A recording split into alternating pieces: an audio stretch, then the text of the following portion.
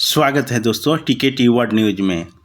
Israeli वायुसेना IDF ने Lebanon के पूर्वी बेका वैली क्षेत्र में हिजबुल्लाह की रदवान फोर्स की प्रशिक्षण कंपाउंड को निशाना बनाया है। भीषण अटैक किया है जिसमें कम से कम 12 लोग मारे गए हैं, जिनमें से हिजबुल्लाह के 5 लड़ाके बताए जा रहे हैं और 7 अन्य नागरिक शामिल हैं। एक्चुअली इजराइल ये समझता है कि हमास और हिजबुल्लाह और हुती को ईरान जो है ईरानी समर्थन प्राप्त है। ईरान के द्वारा हथियार सप्लाई किए जाते हैं, पैसे से सप्लाई किए जाते हैं, इनको प्रशिक्षण के लिए सामान उपलब्ध कराए जाते हैं। इसलिए ईरान को कमज़ोर करने के लिए इन संगठनों को भी इजराइल अपने तरफ से सोचता है कि कमज़ोर कर दें। जैसा कि कुछ दिन पहले ईरान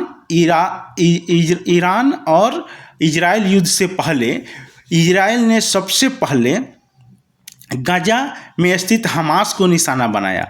हमास को निशाना बनाने के बाद उसने हिजबुल्लाह को निशाना बनाया।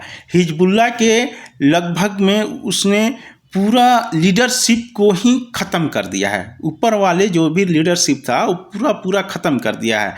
जैसे कि हमास के भी लीडरशिप को इसने ख़त्म कर दिया है। अब हिजबुल्लाह अपने आप को जैसे तैसे फिर से खड़ा करने की कोशिश कर रहा है, जो भी बच्चे खुच्चे लोग हैं। मगर इजराइल ये चाहता नहीं है कि फिर से हिजबुल्लाह एक मजबूत संगठन बने जैसा कि पहले था। हिजबुल्लाह एक बहुत ताकतवर था, मगर अब क्या है कि इजराइल ने उसकी कमर तोड़ दी है। इजराइल की एक खुफिया एजेंसी है जिसका नाम है मोसाद। ये बहुत ही सटीक हमले करती है और इसने ऐसा जाल बिछाया है कि हमास और हिजबुल्लाह की कमर तोड़ करके रख दिया है।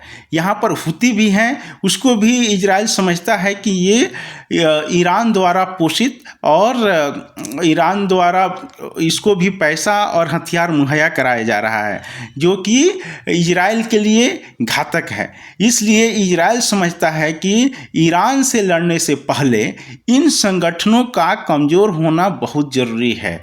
अगर इन संगठनों को इजराइल पूर्ण तरह से निस्तानाबूद कर देता है तो ईरान इसके लिए अगला आसान लक्ष्य हो जाएगा।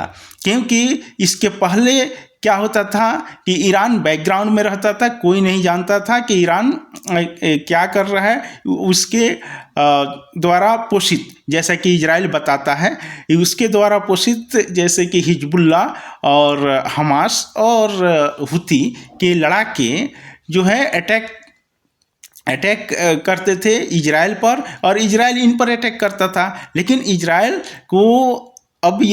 ने रणनीति चेंज करके इनकी कमर ही तोड़ना शुरू कर दिया है। जैसा कि मैंने पीछे कहा था कि हिजबुल्लाह की तो कमर इसने तोड़ दी है, मगर हिजबुल्लाह फिर से अपने आप को कैसे भी खड़ा होने की कोशिश कर रहा है, फिर ये उसकी कमर तोड़ने में लग गया है।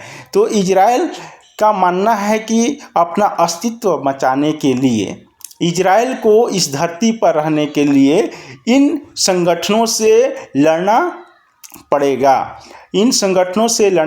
क्योंकि ईरान ने ऑलरेडी डिक्लेयर कर दिया है कि इजराइल को मान्यता नहीं देता। इजराइल को मानता ही नहीं है कि वो धरती पर रहे, वो चाहता ही नहीं है वो धरती पर रहे। इसलिए ईरान और इजराइल दोनों में दुश्मनी बरकरार रहती है। ईरान भी अपना जो है पासा फेंकते रहता है, इजराइल भी अपना पासा फेंकते रहता है।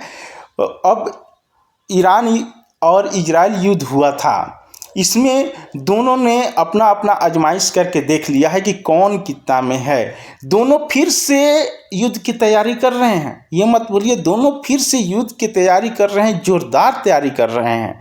मगर अगर ये देखना दिलचस्प है कि आगे क्या होने वाला है, क्योंकि इसमें अमेरिका की भी एंट्री हो चुकी है और अमेरिका की एंट्री होने के बाद युद्ध शांति व्यवस्था कायम हो गया है, मगर फिर से युद्ध का माहौल बन रहा है।